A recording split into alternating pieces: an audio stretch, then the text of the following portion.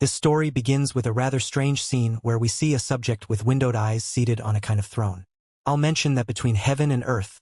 the constant attack of monsters and beasts causes the land of Xinqiu to fall into complete catastrophe once every 1,000 years. In those moments, life as we know it is destined to turn to ashes unless someone obtains the necessary power to stop it. Following this introduction, we meet the true protagonist of the story,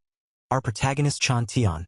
a 20-year-old boy in his second year of an animation career who fits perfectly within what we can expect from an average university student. He lives with his parents, who also support him, has a couple of friends, and likes to spend time having fun like anyone else. However, our protagonist has a small peculiarity, which is that he dedicates day and night to studying everything related to sinology, which would be something like a science that studies the language, literature, and institutions of ancient China. This is a hobby that he learned from his father, who is a famous sinology scholar. And although initially, he was the one who taught him a good part of the things he knows, they also have different tastes within all the ramifications that sinology has, since while his father is a strict theorist who doesn't like to deviate from what is established, Tian prefers to see everything he learns from a more practical point of view, doing somewhat strange things from the point of view of others, and above all, focusing on learning ancient techniques such as feng shui. This always sparks discussions between them, especially because his father never stops reminding him that if he truly wants to study the teachings of his ancestors, he must do so from a strictly academic point of view,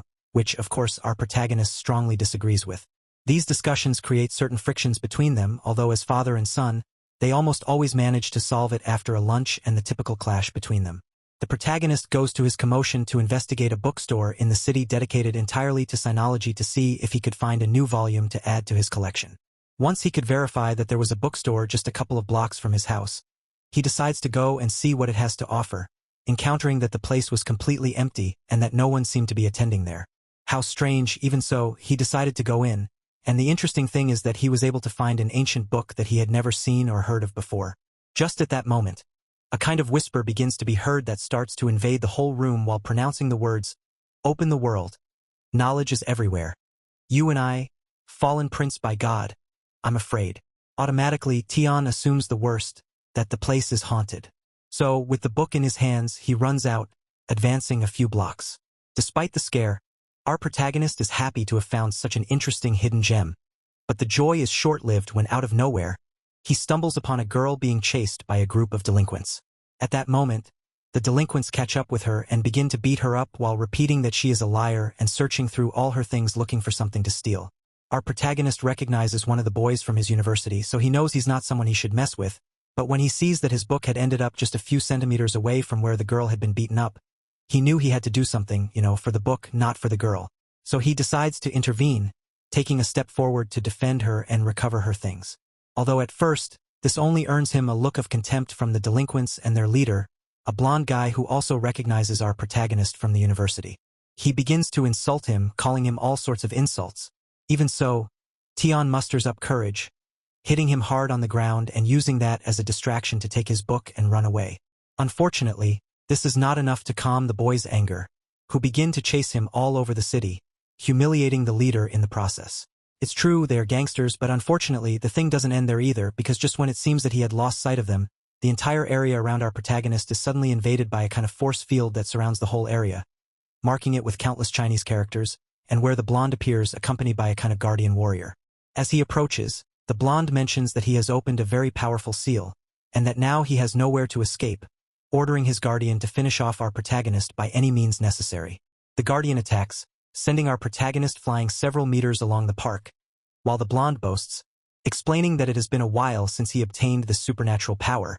which makes him very different from scum like him. While he beats and insults him, the blonde uses his guardian to cut off our guy's hands and feet,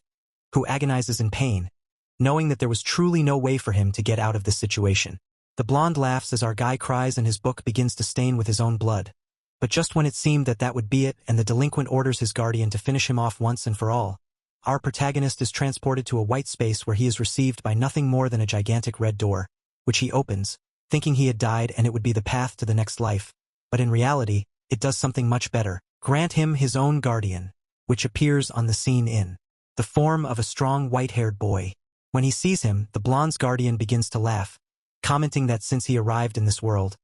he has only faced weak people and guardians,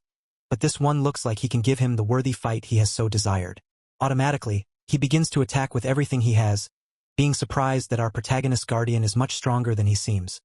managing to stop his attacks with nothing more than the simple movement of one of his fingers and healing all of our protagonist's wounds in less than a second. The blonde's guardian continues fighting with everything he has, even invoking one of his most powerful strikes, but in that same instant, it becomes clear that this would not be enough to finish off our protagonist's guardian, who manages to eliminate him and his bearer with a single blow,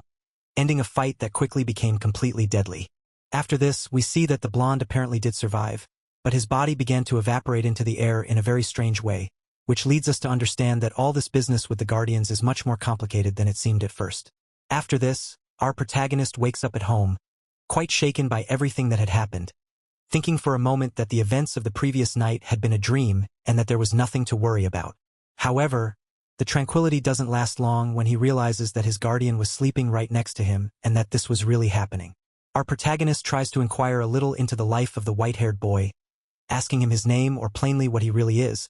but he responds that he doesn't remember. In fact, he has no memory of his identity, but he knows that for some reason he was summoned by him, and that unless our protagonist increases his level of spiritual energy, he will not be able to unleash his true power. In other words, in a certain way, the guardians explicitly depend on the amount of energy of their bearer. Of course, Tion doesn't understand absolutely anything, but he decides not to dwell too much on the matter either, commenting that from now on he will call him by the name of Shobai, and that together they can go about discovering what to do now that they are stuck with each other. That same day, a classmate of our protagonist appears at the door of his house, introducing herself as Chu and commenting that she has something very important to coordinate with him related to their career. Our protagonist goes out with her without really knowing what they would have to talk about, but he quickly realizes that the conversation would not go down that path, since Chu is aware that our protagonist was able to summon a guardian, although she refers to him directly as a weapon, and she is here along with two of her friends to negotiate with him a large sum of money in exchange for him giving up the rights he has over the guardian. Chu tells him that she has been watching them and knows that his relationship with the white-haired boy is not the best, so she could take him off his hands in a deal that would benefit them all and leave him with a few million in the middle. However, to the surprise of everyone, including Shobai, Tion refuses, mentioning that Shobai saved his life and that although they don't get along well, he must repay him in the same way. After that, they both leave, and it is here that Shobai decides to be honest with our protagonist, explaining to him truly what he is, what his mission is in this world, and what our protagonist has to do with all of it. Shobai begins by explaining to him that the first thing he must know to understand all of this is that in the space between heaven and earth there is a repository of weapons that have existed there long before humans appeared. There, all the famous weapons from antiquity are kept. Some were handmade by famous masters, others come from brutal and bloody battles with their first owners, and others belong to the gods themselves. Sacred weapons are differentiated by rank. Hang, Xuan, Di, and Tion, and each person who is summoned to the door, that is, to the repository of weapons, can randomly summon a weapon that belongs to them. In theory, the sacred weapons within the Tion rank are the most powerful of all, but it is said that beyond these there is a much higher rank, that of God, but they are quite rare and few people really manage to summon one. With an egocentric tone, Shobai mentions that he could be a Tion or even God-type weapon, but that his power is also tied to the power of the bearer, so due to the low amount of spiritual energy of our protagonist, his power must now be found within the middle rank, which is neither high nor low. The topic of bearers is important, since the people who have the honor of summoning a weapon are known as Jiguang bearers, and they are people who are randomly born with a certain amount of spiritual power. According to Chu, in her family, the power to be a bearer is practically a genetic issue, and she is surprised that someone as simple as our protagonist was able to summon such a powerful weapon. But what worries her most is that among bearers, there is the tradition of fighting hard in battles known as Tianggang Yuang, which are deadly and serve to increase the amount of power of both the weapons and the bearers. Shobai tells our protagonist that the Tangon Yuang is a kind of tournament, and it is said that the winner will be granted an honor bestowed by the gods themselves, and he will be able to ask for any wish without limitations. Obviously, this reward forms the ultimate goal of any bearer, including Chu, who seeks to have Shobai in her power, for she knows that together with him she could be literally invincible. That is why, after a week of harassing him in every possible way, the girl presents herself again before the protagonist, this time requesting direct training between the two of them, with him having Shobai on his side and her having her two weapons. The most impressive thing about all this is that despite his power being quite limited by our protagonist, Shobai continues to demonstrate greater agility than the other two warriors, who technically are in a higher rank than his, something that surprises Chu to see that he was keeping both at bay at the same time. However, the fight is interrupted by the arrival of a boy who claims to be part of the Tian Sun Tang clan, an ancestrally more powerful family than Chu's, where everyone is a bearer of very powerful spiritual weapons, and who obviously seek to achieve victory in the Tiangang Yuan tournament by any means necessary. That is why, upon learning of the presence of two spiritual bearers in the city, this boy decided to approach with the sole objective of defeating them and taking the lead by getting rid of potential competition beforehand. Chu recognizes him as Hanno and asks him to leave before things can escalate further. However, he remains quite confident, automatically summoning his sacred weapon, which is quite powerful and belongs to the Tian rank. Despite this, our protagonist does not panic and quickly takes control of the situation, adopting an enviable confidence and leadership with which he makes things gradually go in his favor, creating his own battle strategy where he joins forces with Chu and her two weapons to confront not only Hanno's sacred weapon, but also that of another of his companions who was watching the fight from a distance. In the end, these two decide to withdraw before getting too hurt, but the good side of this is that it allows Chu and Tian to make the decision to temporarily pause their rivalry and create a small alliance that allows each of them to fulfill their objectives and, above all, to be able to confront the Tian Suntang, since although those two from before were not so powerful, the reality is that they belong to a very important clan within the world of bearers, not only because they are recognized for the level of power they have accumulated over the years, but also for their somewhat immoral practices, since what they do is dedicate themselves to stealing sacred weapons left and right, especially from rookies, in order to gain all the power and eliminate the competition before they become strong enough to defend themselves. Chu warns our protagonist that now that the Tianantang clan has become aware of his existence, they will surely set him as their next target, not only because he is a novice or because of Xiaobai's disproportionate strength, but because he himself is a rather particular type of weapon wielder, since his first summoning occurred after sudden death, that is, after he died at the hands of the blonde one, which makes him slightly more unique and powerful than the rest of the weapon wielders whose first summoning takes place through an established ritual. Chu also explains that once you have your first spiritual weapon you can summon many more, but the true limit is that a single weapon wielder can only have two weapons of god rank, that is, only two of the most powerful ones. The only detail is that this summoning ritual is quite costly and not something that just anyone can afford, which is why Chu herself offers to help our protagonist obtain a second weapon. He accepts, as well as moving in with her to stay together in case of any attack from the Tianantang clan. They carry out the ritual, which is quite simple, and with this, he finally manages to summon his second weapon, a small one called Fun, which used to belong to one of the strongest generals of the Three Kingdoms era. From here, our protagonist and Chu become increasingly close, sharing together in the mansion, exchanging information, training, and preparing for what is to come. But the real problem begins when one afternoon, while they were out shopping, they are intercepted by a rather particular red-headed boy who introduces himself to Chu's spiritual weapons, referring to them as Mom and Dad. The interesting thing here is that the two, who are indeed a couple, do recognize him, as he is exactly like their son they had in their past life and who died without them being able to do absolutely nothing. Considering what the boy told them as soon as he saw them, they assume that it could be a kind of reincarnation or that the boy, just as happened with our protagonist, did not die but was saved at the last moment by summoning his own spiritual weapon. The problem with all this is that instead of the emotional reunion the couple expected with their son, he approaches them with incredible anger and a thirst for revenge, since he had to face a rather violent death in which his parents could do nothing, and of course, he blames them and holds a grudge against them for everything that happened. So, he automatically starts looking for a fight, revealing that he too is a wielder of spiritual weapons, and more importantly, he has a god-rank power weapon. Seeing this and the desire their son had to tear their souls apart, the couple goes into battle mode and begins to confront him. Although, as the fight progresses, the difference in level becomes more and more abysmal,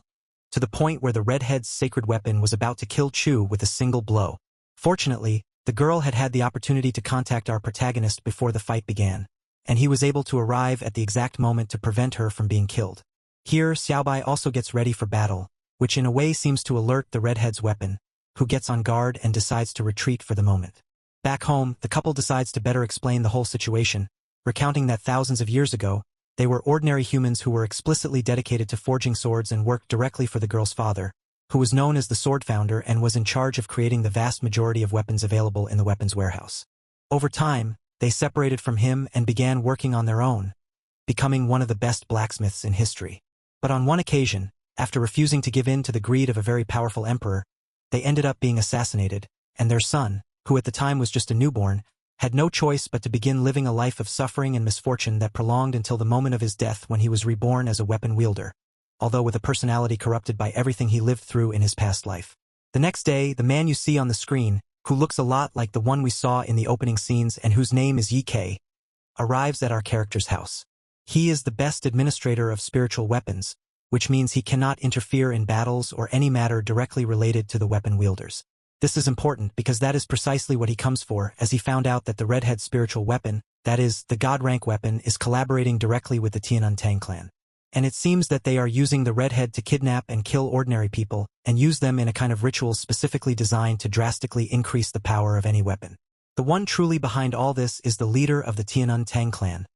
San Lu, who himself is considered a benevolent weapon but appears to be plotting nothing good. Of course, he cannot intervene directly in everything that is happening, and that is why he requests the help of our characters to be the ones to stop them. So, Chu, our protagonist, and their respective weapons head to where the redhead was making all the mess, and upon arriving, they are not only received by him and his god-level weapon but also by a girl named Luin Ruo, who is one of the strongest members of the Tianuntang clan and is here to help the redhead finish the job and get rid of our protagonists once and for all. The most interesting thing about Luin Ruo is that she is not an ordinary weapon wielder, but one who achieved such a level of connection between herself and the soul of her sacred weapon that they ended up merging into a single body, so she is able to use powers equivalent to those of a high-level sacred weapon in a human body. Obviously, this means the girl is ridiculously overpowered, which allows her to give Chu and the couple an epic beating. However, this pain and the relationship they have built over the years together allows Chu to merge his soul with both of them,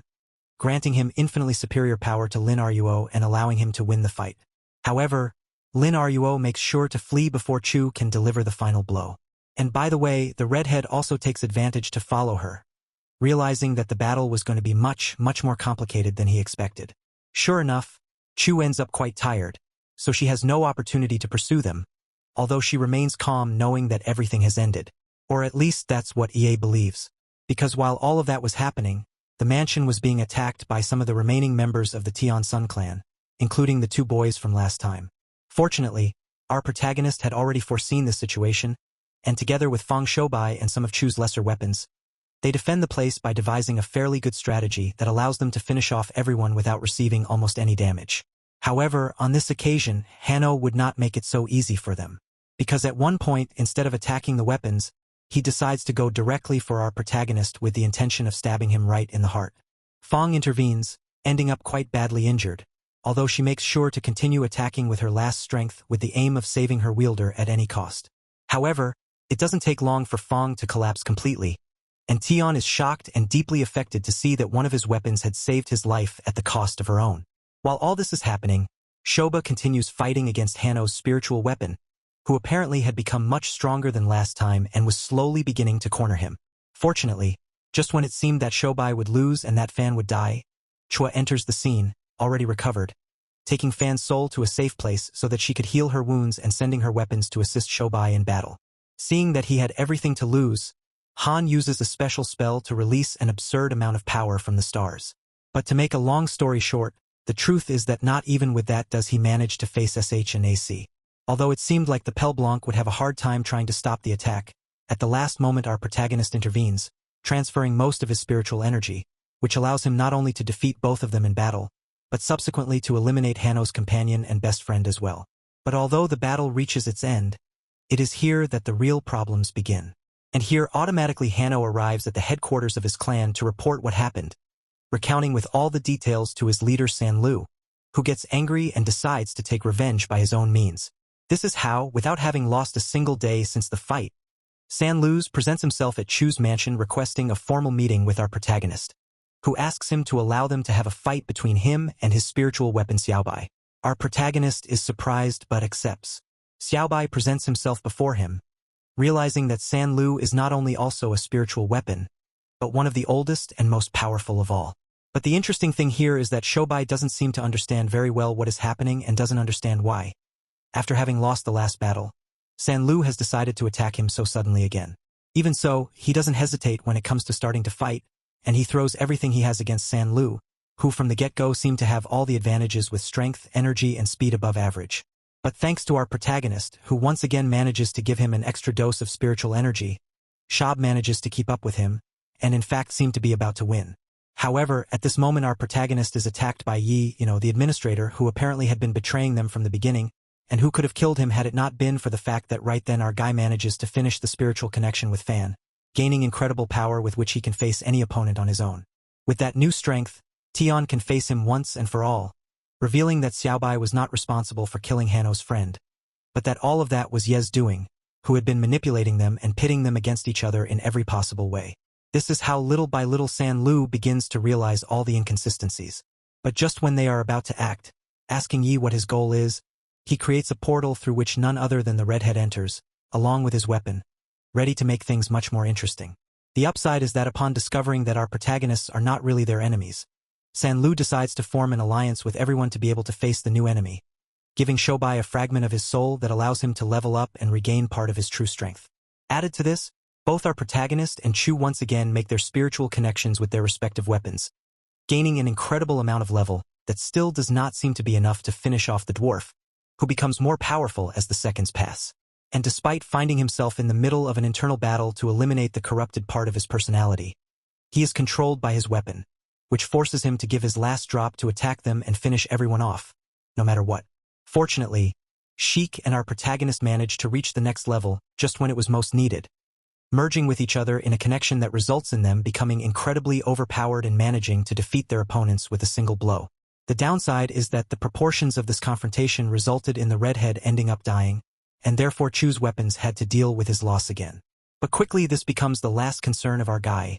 who when he gets home is surprised to find that his mother had been brutally attacked by an unknown person. Luckily, they managed to get her to the hospital before it was too late,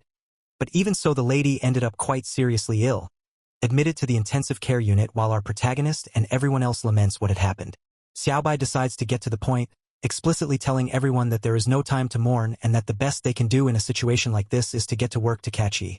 since he most likely was also the one who attacked our guy's mother. That thing has no feelings, obviously. Xiaobai was trying to be as logical and practical as possible, but his lack of empathy did not go unnoticed by the protagonist, who has a strong fight, but then with the help of Chu and San Lu, they managed to make peace and settle their differences, agreeing that although it was not the best way to say it, for now the path to follow is to defeat Yi. However, although everything seems to be on the right track, things also get a bit weird as Xiaobai manages to have some flashbacks, remembering certain details of his past, like that in the past he was the sacred weapon of a quite powerful emperor who practically saved the world. The important thing is not so much what Shoba did in his past, but that at some point his own soul ended up fracturing into thousands of fragments that were scattered all over the world. And technically, he will not be able to recover his original energy, form and power unless he finds all of these. This explains why he increased in rank when San Lu gave him a fragment of his soul, since it is very likely that this has been one of the fragments that he lost a long time ago. However, Shai decides not to pay much attention to this topic in order to focus on the mission they have ahead,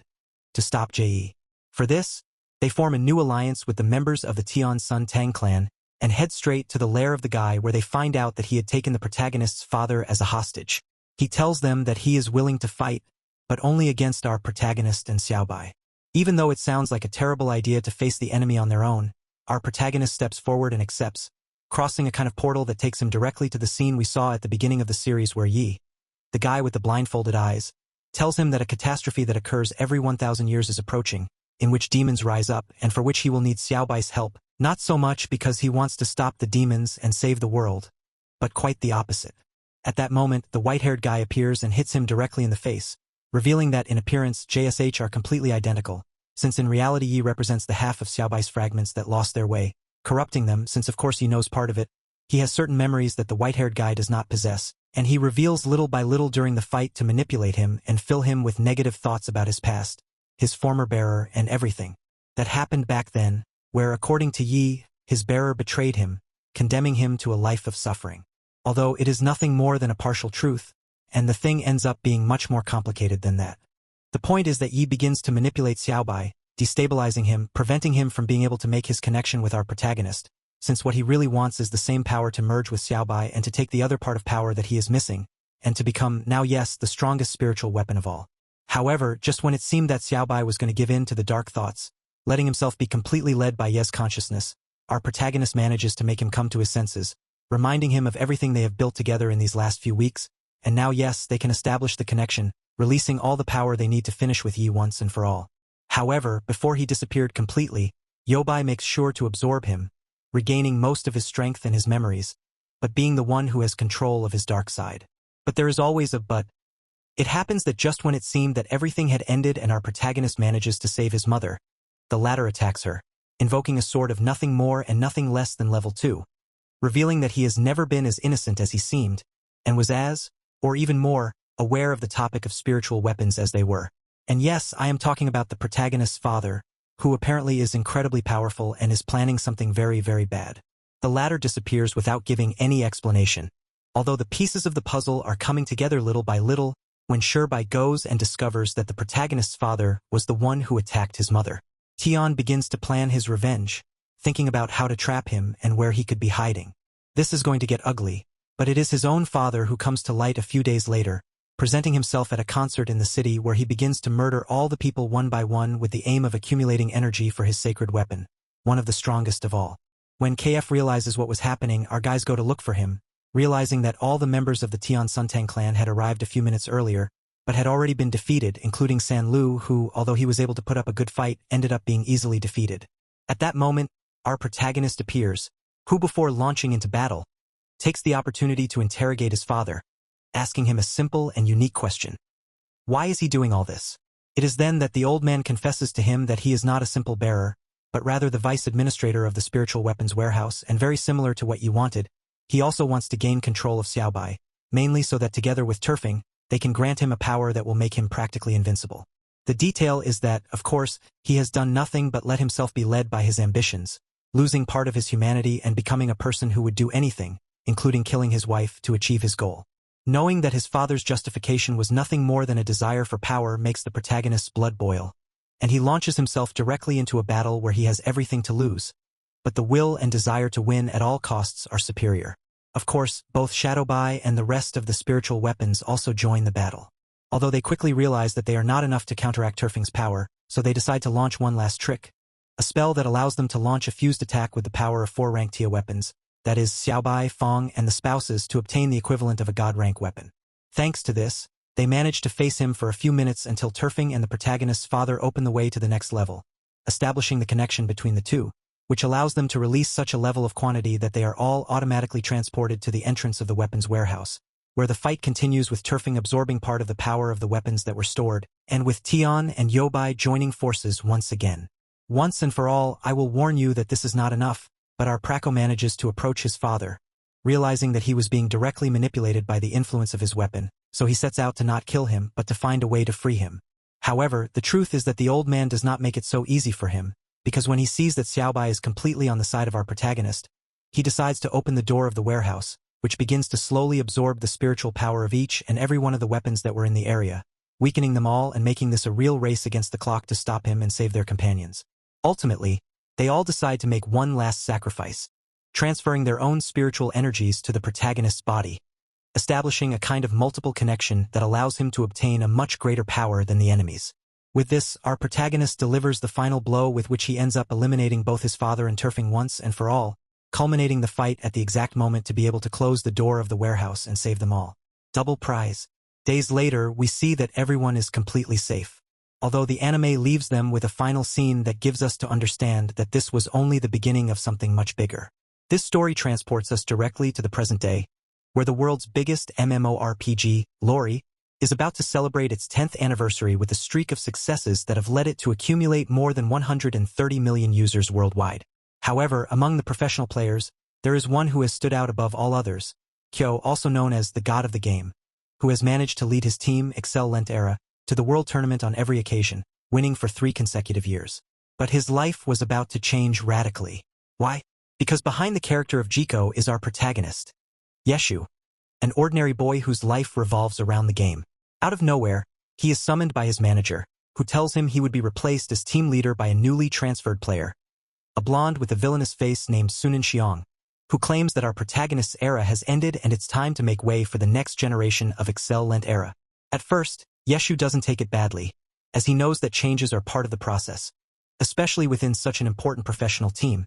and he imagines that he can still continue playing, which is the only thing that truly matters to him. But that's where the manager takes him by surprise, as they are not only asking him to leave his position as leader but also to abandon his account, the account of the god of the game, so that it can be used by Sunshank. Our protagonist can't help but ask what the hell he will do now within the team, to which they clarify that if he wants to continue belonging to Excel-Lent Era, it would have to be as a coach for the rookies. Of course, Yeshu knows that this is nothing more than an indirect way of firing him, So he makes things easy for them and decides to sign his resignation letter, which not only implies that he will leave the team and lose his main account, but also that, for having resigned abruptly, he will not be able to play professionally for a whole year. In other words, these guys are literally kicking him out of the esports world, despite having been one of the best players in the world for years and the main reason why Excel Lent era became what it is today. Men, his friend and one of the few remaining members of the old generation, tries to defend him,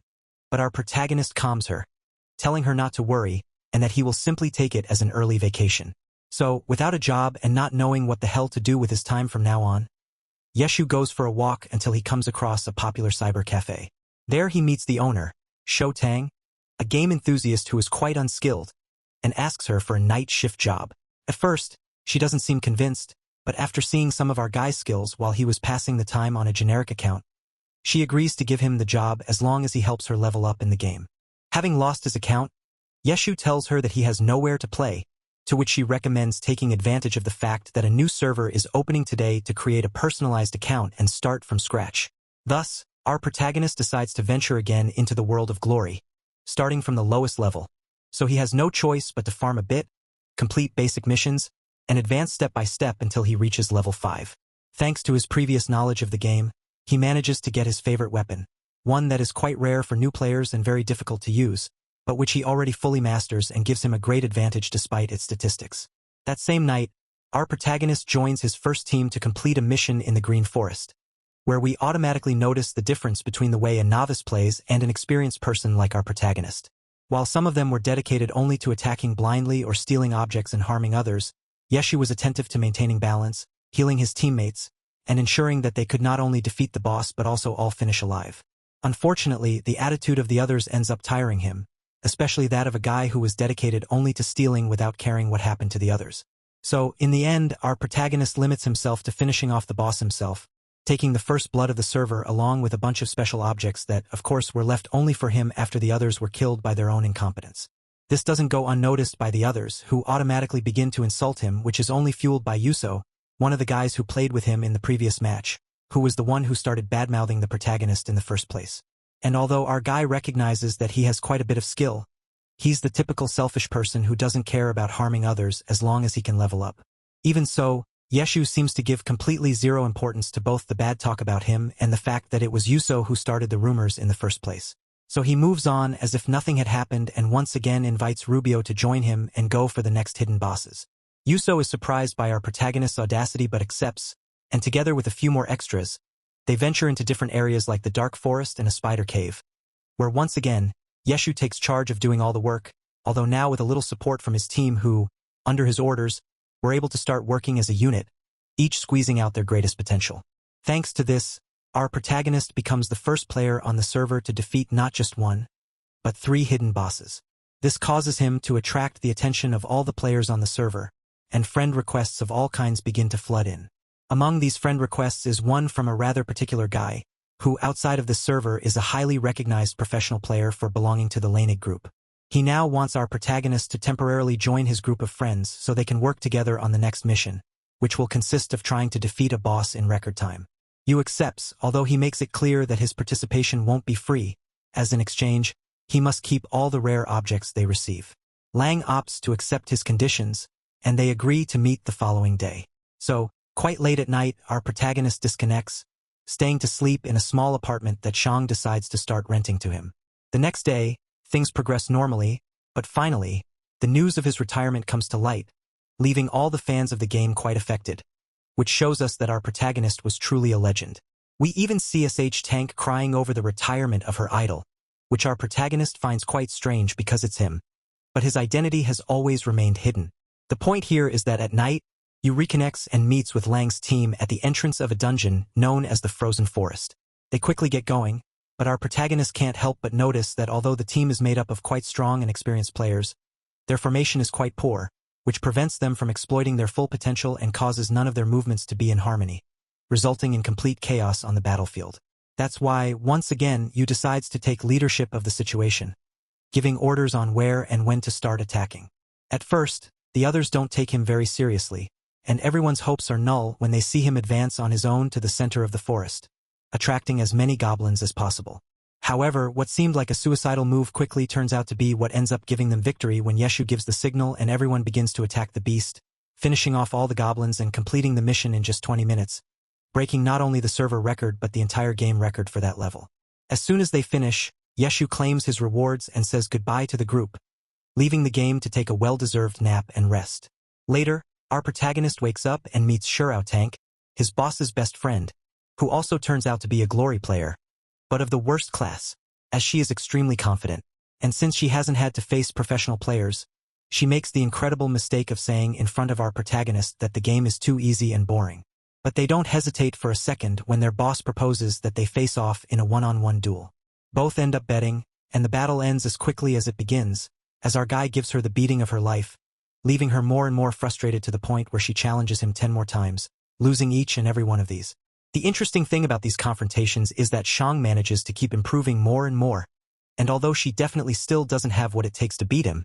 it's clear that now she is willing to take the game seriously. Our guy takes all her savings and leaves happy, partly because he was able to earn some extra money without any effort, but especially because after the confrontations, Xiaotang is so motivated that she creates a new account with the sole purpose of becoming stronger and having the opportunity to defeat him someday. Things proceed normally, but while our protagonist is smoking a cigarette outside the premises, he hears a couple of guys mention that a big event is coming up in the game, in which a hidden world-level boss called the Blood Gunslinger will appear,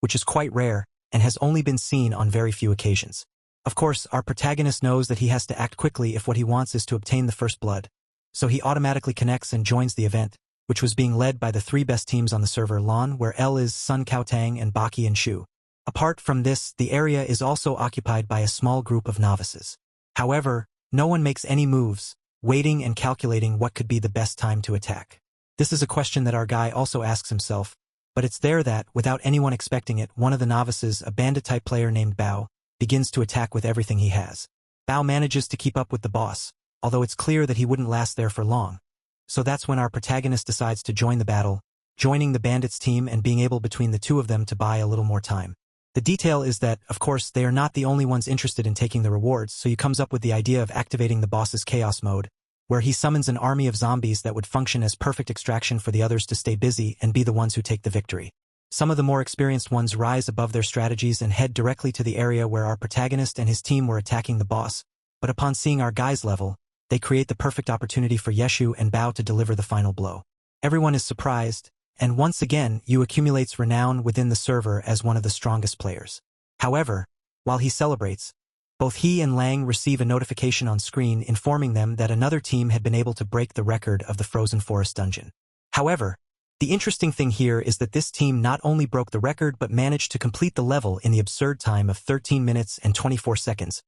almost 7 minutes less than what they managed to do the first time. At first, this team is unknown to us, but we quickly see that it's a group made up of some of the members of Excel-Lent Era, our protagonist's former team, so he, of course, sets himself the goal of defeating them at all costs, forming his own special team with which he plans to break the record once again. By the way, it turns out that since our protagonist's departure, or rather dismissal, things haven't gone so well for Excel-Lent Era. We see this when, in the middle of a combat against another professional team, the spectators themselves realize that they are not the same as before, and everything seems to point to it being Zunzang's fault, since although he is a great player, his leadership skills leave much to be desired, especially compared to you, and he is barely able to create good strategies in a normal competition. This fact could go unnoticed, but not against the team they are facing, as these seem to be able to identify the weak point of their opponents and attack where it hurts the most. In the end, we don't know who won because the power went out, but what is clear is that Excel-Lent Era is no longer what it used to be, and our protagonist's departure may not have been the best decision on the part of its directors. But anyway, back with you, the days pass, and finally, the moment comes to try to break the record once again, for which he meets with Lang's group in the Frozen Forest and brings his own arsenal of players.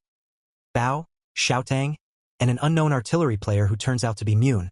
our protagonist's professional friend, from an unknown account. The presence of the novices doesn't seem to convince Lang's members, who underestimate them and label them useless. But once the battle begins, all of them manage to demonstrate what they're made of. Bao with his crazy but effective moves, Mune playing like a professional because she is one, and Jotun who, despite having created the account less than a week ago, has had an abysmal growth, making a difference in the team's performance. Of course, they don't break the record on the first try, as the first priority for now is for them to get used to playing together as a unit. Little by little, they keep advancing more and more until, after a week, they finally manage to finish the dungeon in just 13 minutes and 5 seconds. Automatically, notifications of the new time are sent to all those who have ever participated in that level, and of course, this doesn't go unnoticed by any of the members of Excel-Lent era, especially a boy named Jo who, after the protagonist's expulsion, became the vice-captain and seems to have the goal of preventing him from returning to the professional world at all costs. That's why he, from a secondary account, begins to talk with our protagonist, asking to join his group with the intention of stealing strategies. Yeshu plays along, although he knows it's him, and thanks to this, those from Excel-Lent era manage to surpass the record again, finishing the dungeon in just 12 minutes and 55 seconds. However, this becomes secondary for our guy who now has a new goal in mind, to get the first blood in a new server event where, apart from his faithful group of companions, he will now also be counting on a new player called Sean, an old friend of the protagonist and one of the most important professional players worldwide, known to all by his pseudonym Rain. Of course, Jotun is not part of Excel-Lent era but one of the rival teams, which had begun to gain more and more renown with the constant new victories they launched over Sunan Xiong and his team. The point here is that Xiaodang arrives at the cafe and agrees to play with our protagonist from a secondary account if he promises to keep her identity hidden, which Yeshu accepts and gets to work, obtaining the first blood as well as a new record of 16 minutes and 24 seconds for that level. This notification reaches Jo, who of course explodes with anger. After breaking the record and just before returning home, Shutan takes the opportunity to ask our protagonist why he signed his resignation and retired instead of simply requesting a transfer to another professional team,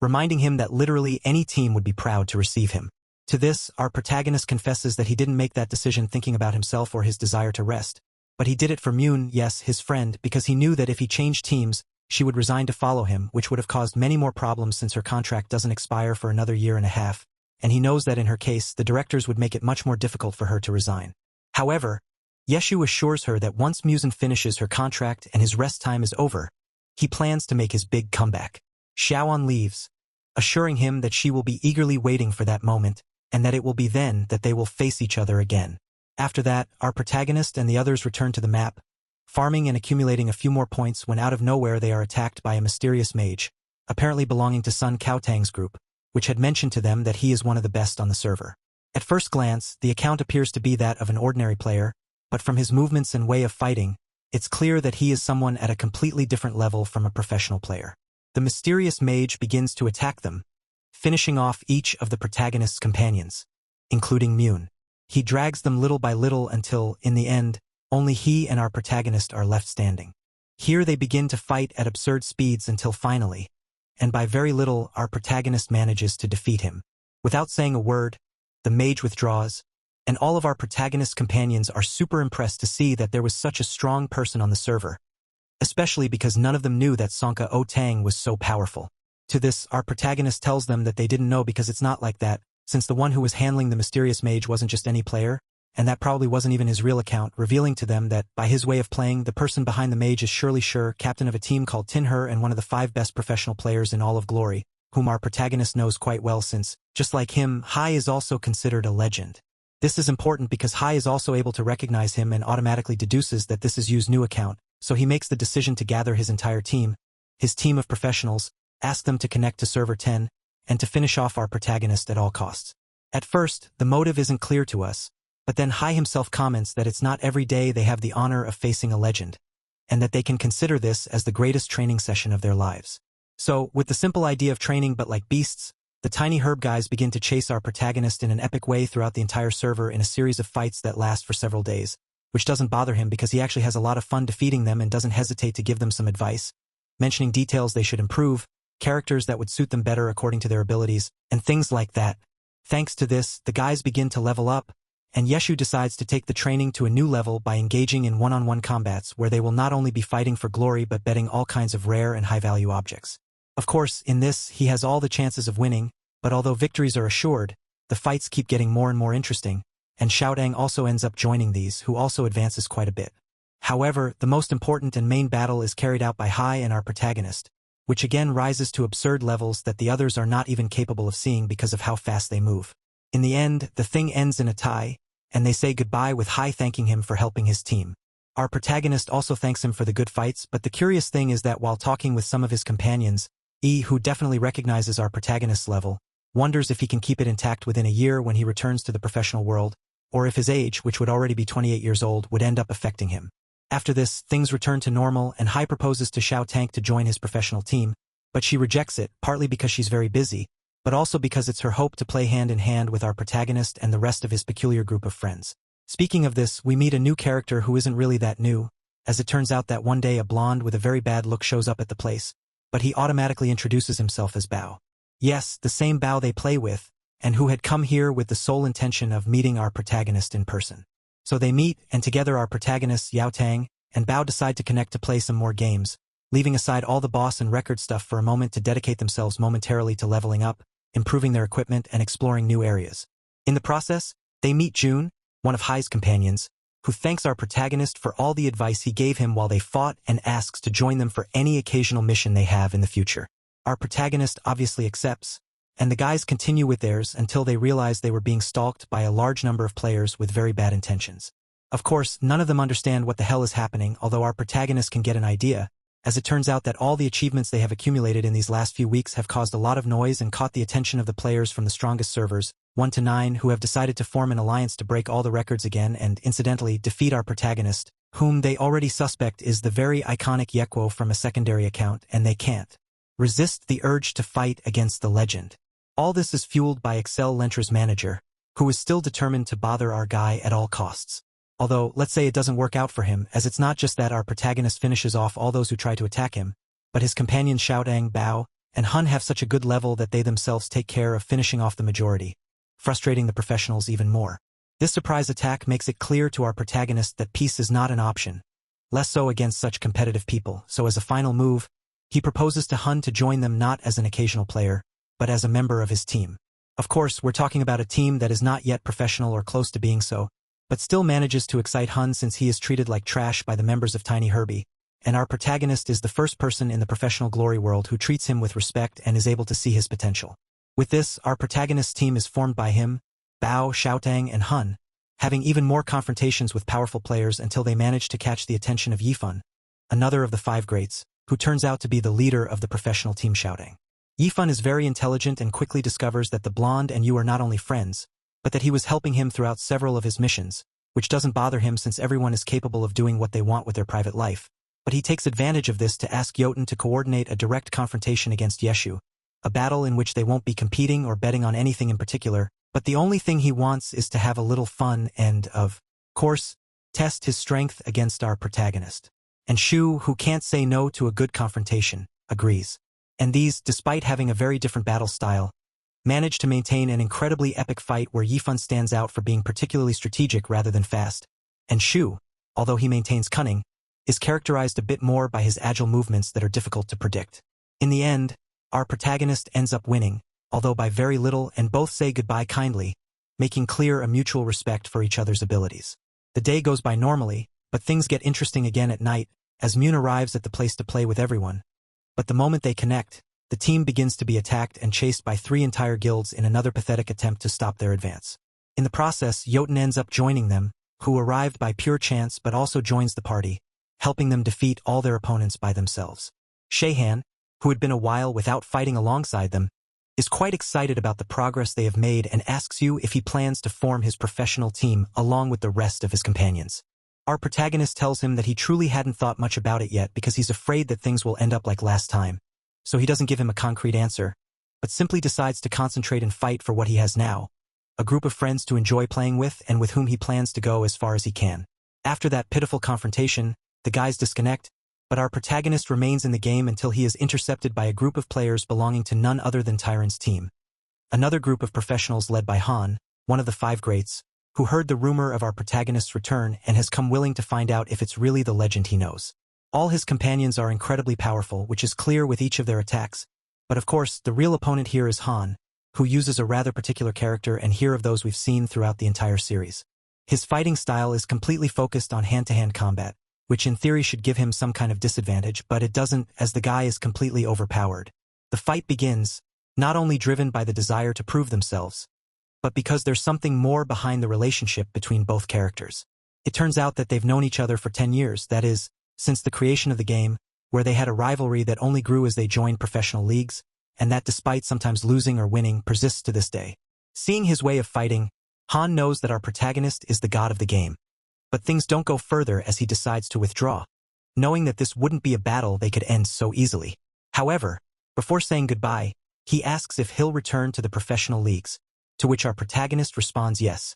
sealing the promise that they'll meet again very soon. After everything that happened with Han, our protagonist continues advancing in the game along with his team, where they manage to finish off many other bosses, including one of the most important hidden bosses of the entire server, the Desert Worm King, whom they defeat with the help of G-Fan, who has become much stronger and more confident under our protagonist's tutelage. However, the most important part of this section doesn't particularly happen in the game, but outside of it, as in the premises, both our protagonist and Xiaotang are interrupted by Sha Tang, who asks them to pack their things as they're traveling with her during the weekend to attend the next All-ST tournament, one of the multiple professional competitions celebrated year after year. Of course, neither of them thinks about competing,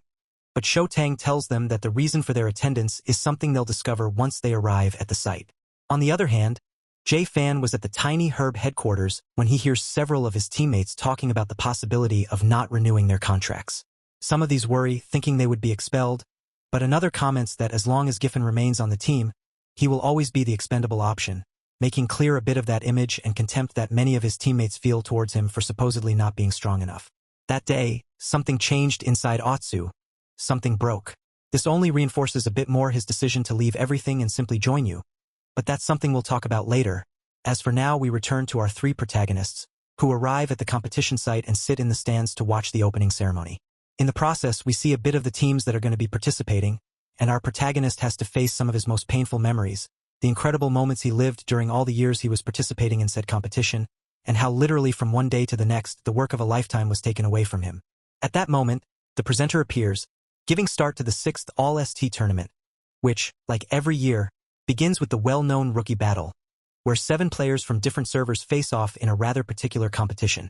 as the rules consist of each rookie being able to choose a more experienced professional player and play with them in a PvP. According to the rules, it doesn't matter how many rookies choose you to play. If you're a professional, you have to face them on each occasion, and in the history of the competition, the most chosen player has been, of course, our protagonist under his pseudonym Yeko, the god of the game. With that clear, they call the first rookie, Gaoin Hai from the Tiny Herb team, who apparently isn't even that much of a rookie, as despite being nothing more than a teenager, it's rumored that he'll become Hai's successor, which makes this fight much more interesting, as he decides to face his leader Hai directly, both players of the same class, mages. The thing with rookie battles between experienced players is quite delicate because obviously the experienced ones have the pressure to win because it would look very bad to lose against someone considered inferior. However, the professionals can't fight too seriously either because they would also look bad if they use all their strength against someone who is just learning. On the other hand, the rookies also have a lot of pressure on them because these types of competitions represent the perfect moment to demonstrate what they're made of,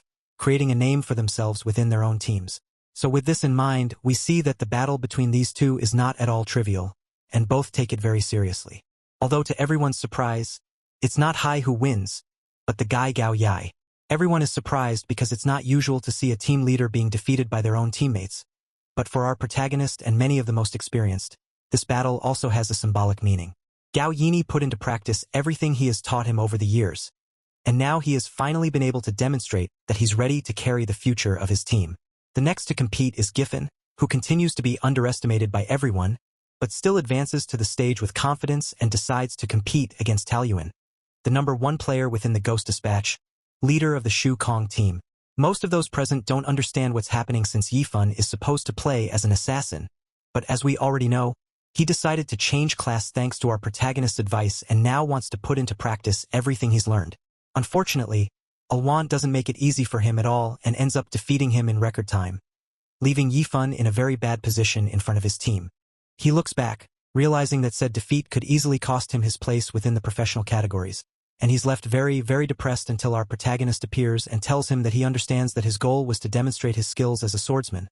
but that it wasn't very intelligent on his part to do it against the best player in that class. He is talented, very talented, but his power still can't compare to Liuan's, and it's clear that against him, he was only able to show just 10% of his real level skill, so yes, it was a very stupid decision. But that doesn't mean he doesn't have talent or that he should give up, because what he has to do is keep moving forward, strive, and stay alert for the next opportunity that presents itself. During the conversation, he realizes that our protagonist is definitely Waikio and takes the opportunity to ask him why he decided to retire, to which Yu says that he hasn't hung up the fight yet and that just like him, He's also waiting for his opportunity to show what he's made of. The following competitions advance without major problems, but things start to get interesting when they announce that the fourth rookie to participate would be none other than the new leader of Excel Lent Era, Sun Xiang, who presents himself on the stage using our protagonist's old character, which although technically shouldn't be considered a rookie, enters the category due to his few years of experience within the professional leagues. This creates some tension around Yeshu, but he makes sure to dissimulate it as the confrontation begins, which promises to be very interesting as Sun Xiang chooses to fight against none other than the leader of Tyran, Han,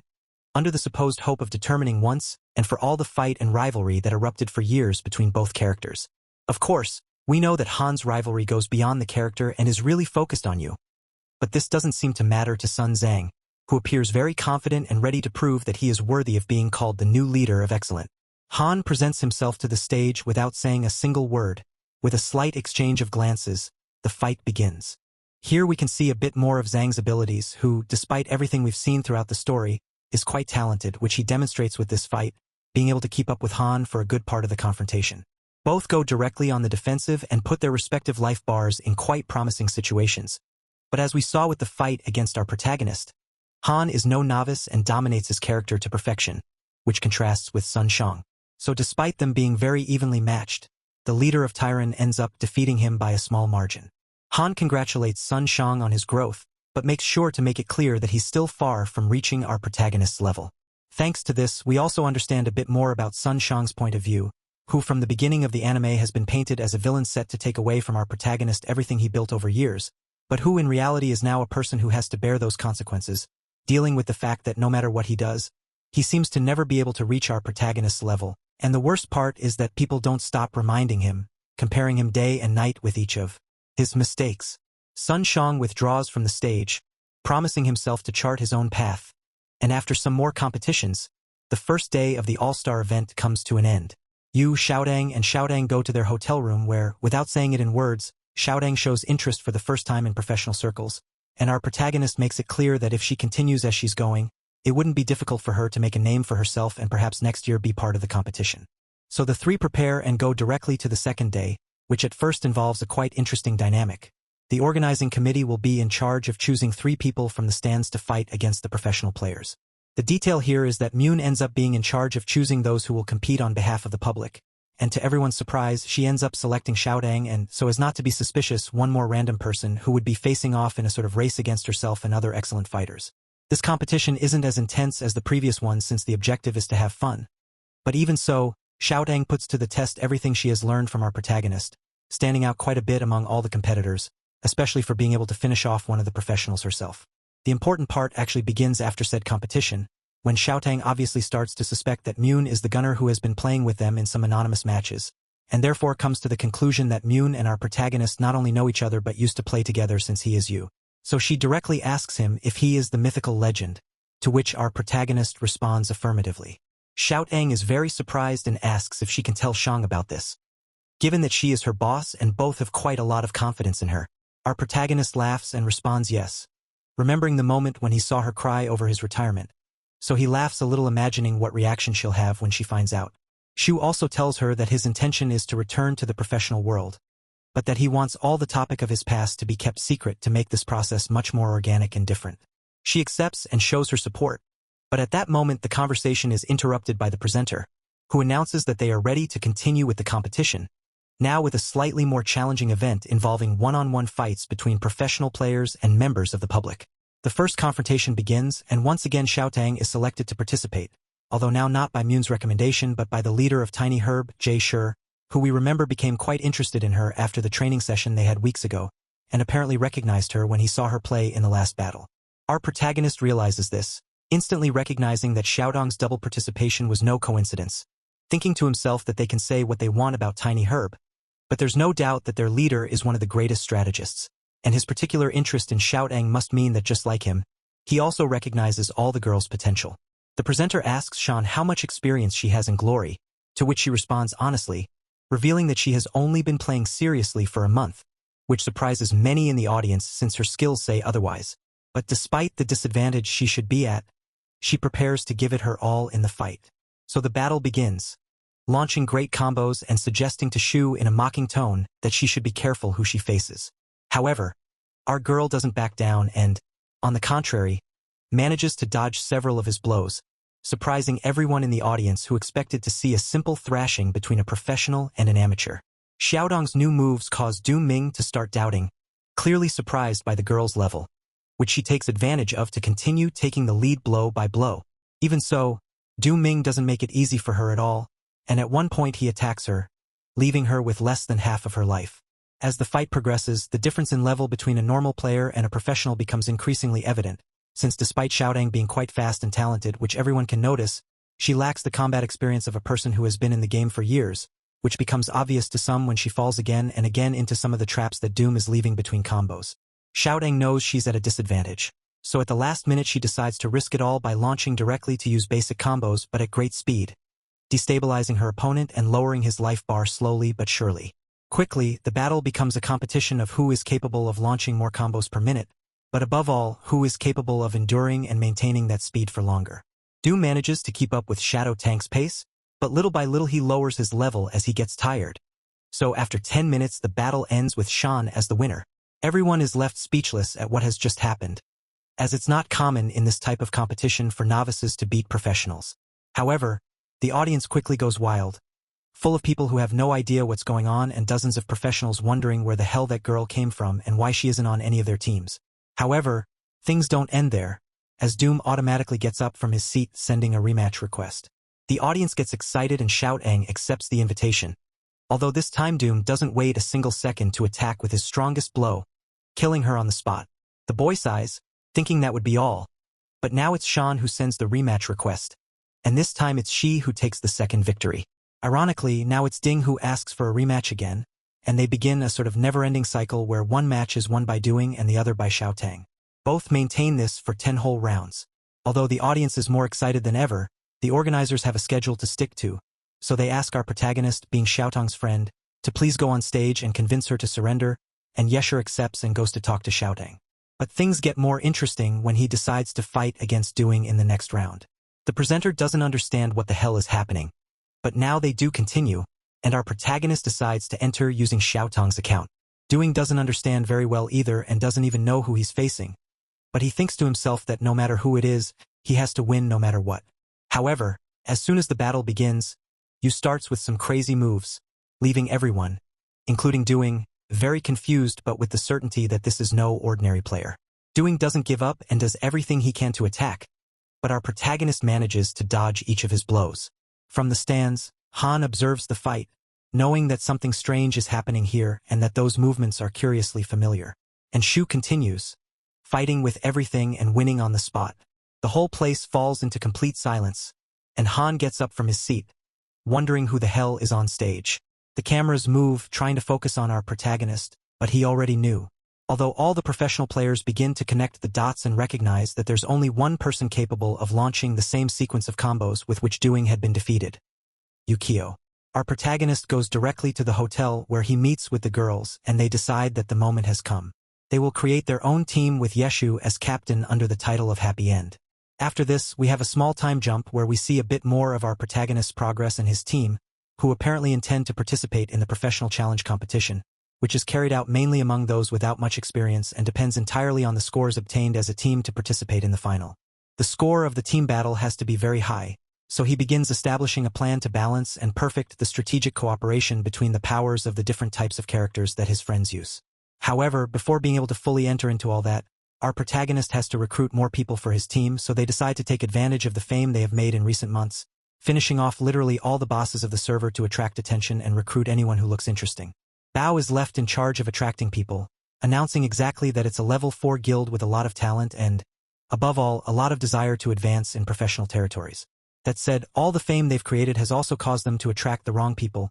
these being some leaders of different guilds who approach solely with the intention of ending the Happy End group, as they know that if they allow this to be formalized as a team and pave the way in the professional challenge competition, they can forget about maintaining dominance within the entire server. With that in mind, 3 of these teams decide to work together to take advantage of the fact that our protagonist and his friends would be dealing soon with a quite dangerous boss that produces long-term damage, so as to attack them once most of the members are weakened. Likewise, several of these guilds make sure to send their own spies to supposedly join our protagonist and thus be able to find out what he has planned, including Lang, who created a secondary account with that sole purpose. Thus, the happy group goes from having 5 to 20 members, 15 of which are spies. Although that doesn't seem to disturb Yeshu's attitude, who already has experience in all this and knows that everyone is there with bad intentions. But he makes sure to take advantage of each of them, giving them instructions to help them move forward and level up quickly while eliminating those who are unable to follow a simple order. After completing some missions, the spies leave the group upon seeing that it was useless to be there just to extract information. Given that our protagonist wouldn't reveal anything to them, and the only one left is Lang himself, who decides to continue despite Yeshu being able to identify him instantly just by seeing him play. Lang decides to remain in the guild, claiming that he's simply bored and wants to play with people who know glory. So our protagonist welcomes him with open arms, turning him into what he himself calls the guild's babysitter, since from now on, as a part-time member, he will be in charge of guiding them in all the bureaucracy that comes with having a professional team and trying to improve relations with the rest of the rumors server about our players. protagonist Being Yukio have only grown, although that doesn't stop the rest of the players from continuing with their absurd plans to harm them, which consist of unjustified attacks that our protagonist manages to repel with great ease, being able to even take over entire areas within the server and make anyone who wants to play or train in these areas pay a commission to the team. That's gangster stuff, gangster stuff. Of course, rumors about the true identity of our protagonist begin to spread not only within the game but also within the world of professionals, reaching directly to the ears of one of the main executives of Excellent Era,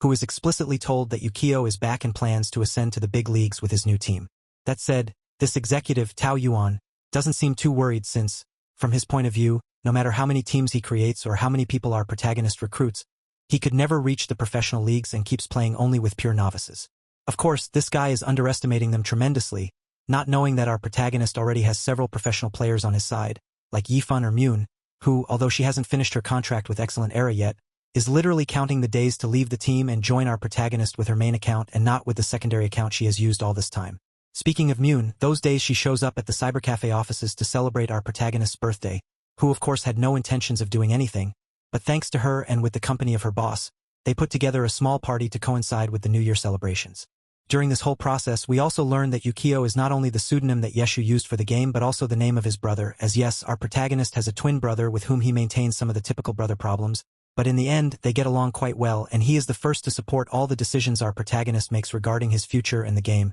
except perhaps the fact that he registered using his identity. But well, those are details. The point is that after the holidays and some vacation days, Yoshibu returns to glory with a pretty clear goal, and that is now that he has been able to reach level 50. He can enter the area called the Celestial Domain, an exclusive area for the strongest players, including professionals, where the rewards for finishing off a simple goblin are greater than in any area they've been before on the server, but so are the penalties and the lootings that other players can do to them if they were to attack and defeat them. That's why it's very important for our protagonist to enter almost at the same time as the rest of his team members, since definitely from this point on, they will be facing real threats and not the simple novices they were fighting during the last few months. Also, what I mentioned about the lootings is very important. No matter how much you farm or how many special objects you can obtain, if by any chance you end up facing a professional and have the bad luck of being defeated, they will have the option to take practically everything that's inside your inventory. This area is also characterized by being divided into two types of game modes: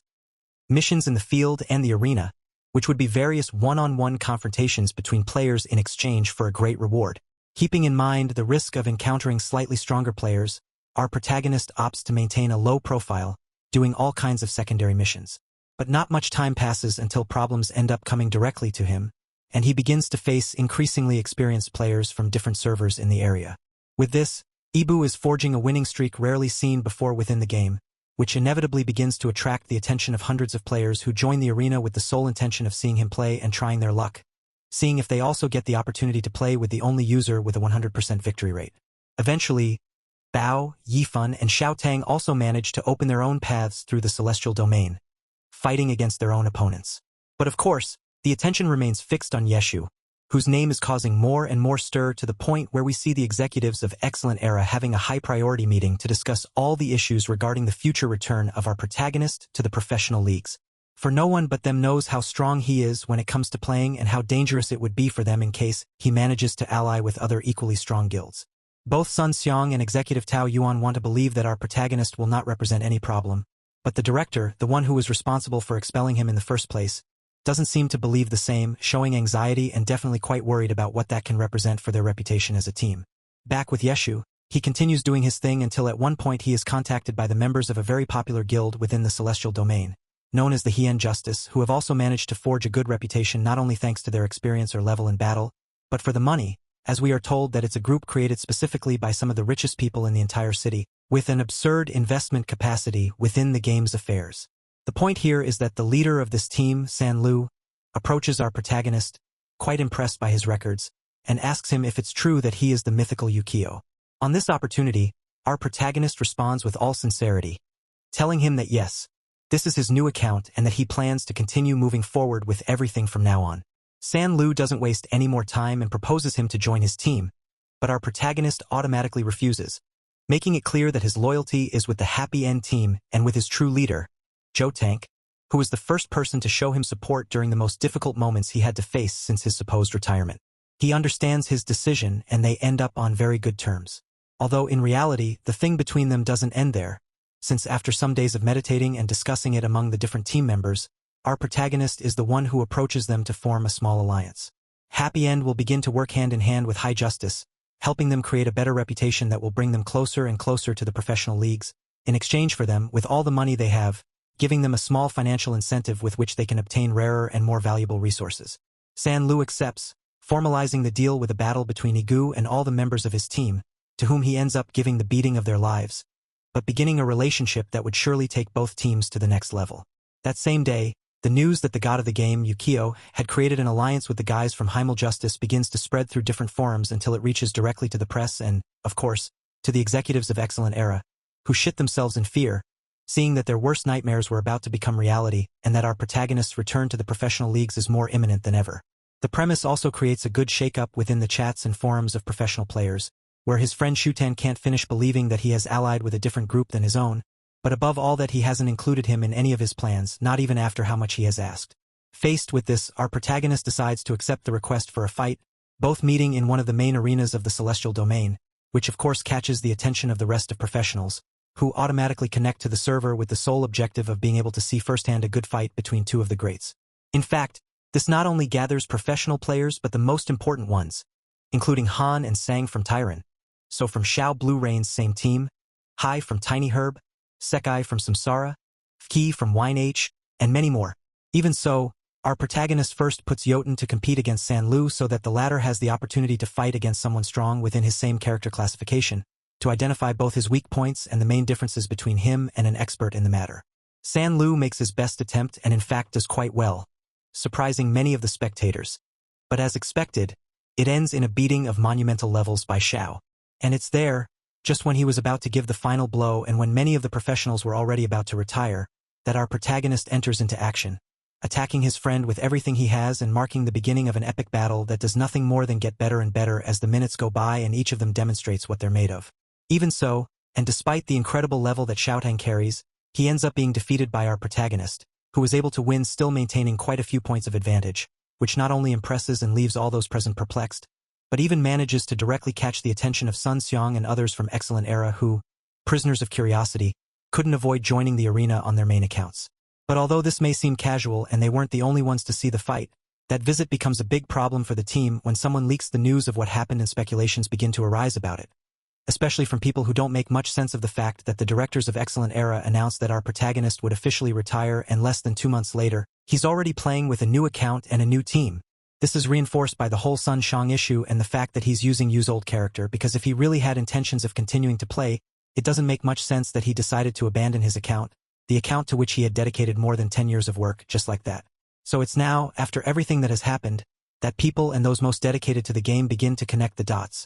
realizing that there was something more behind our protagonist's supposed retirement, something very rotten related to the decisions of Excellent Era's directors and the plans they have for the team. The news becomes so big that entire reports begin to emerge about it, with the rest of the professionals even giving their opinion. With all this controversy, an interviewer directly approaches Excellent Era's offices to ask the director his opinion on the matter, who of course plays dumb in the whole situation, assuring that the retirement was completely our protagonist's idea and that they don't fully understand the reason why he ended up abandoning them. With this new status of popularity, our protagonist has to make some extra efforts to keep his identity hidden, who gathers his savings and the money they were making thanks to the High Justice guys to create a private training room intended for the use of Yeshu and the Happy End guys. Thanks to this and the efforts everyone is making to bring the team forward, Yu decides to forget about the controversies and simply dedicate himself to what truly matters. The game, returning to the Celestial Domain missions with the intention of continuing to level up and, in the process, take advantage to obtain new resources with which to improve the equipment of his own.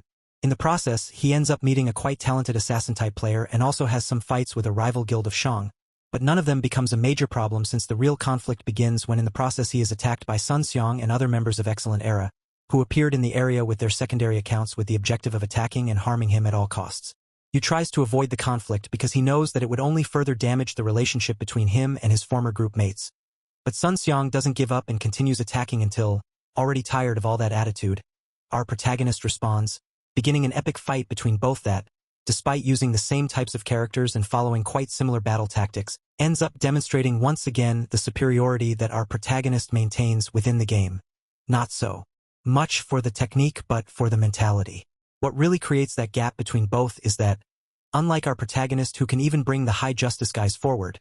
Sun Xiang is incapable of adequately leading the companions with whom he has been playing for years. This not only leaves him with defeat on this opportunity, but it's a fact that becomes more evident as the weeks go by and Excellent Era continues to drop in category in the ranking. Something that even Jao, the super rude guy who tried to underscore our protagonist on 3 occasions, is able to notice, and that leaves him as a player with great doubts about what will be the fate of his team. The situation seems so delicate that at one point Yao, the owner and founder of Excellent Era, asks to meet with our protagonist to explicitly ask him to return to the team, but not as a player but as a coach because according to him that's what both the league and the team and you need. Of course, our protagonist refuses since the only thing he cares about is playing. Although in this case, and as proof of all the years they worked together, Yao leaves him the freedom that at any time he can buy his old account.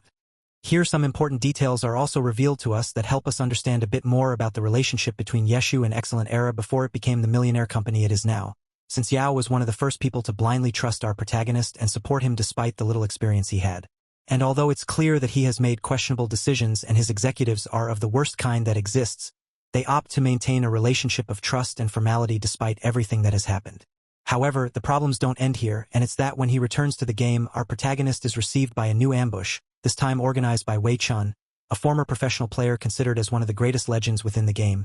being this person who brought the Blue Rain team to the position it is today but deciding to retire to play on his own. The reason why he decided to attack our protagonist so suddenly is because just this morning someone had put a bounty for whoever could kill him, to which Wei Chun decided to accept the challenge. However, Yeshu wouldn't make it easy for him at all, and although Wei Chun is easily above many professional players currently, thanks to the help of Shang and Yifan they managed to defeat him and steal his weapon, considered as one of the strongest and most important relics within the entire game. But what seems to start as a rivalry between both ends up becoming just the opposite when our protagonist decides to return his weapon in exchange for a simple deal.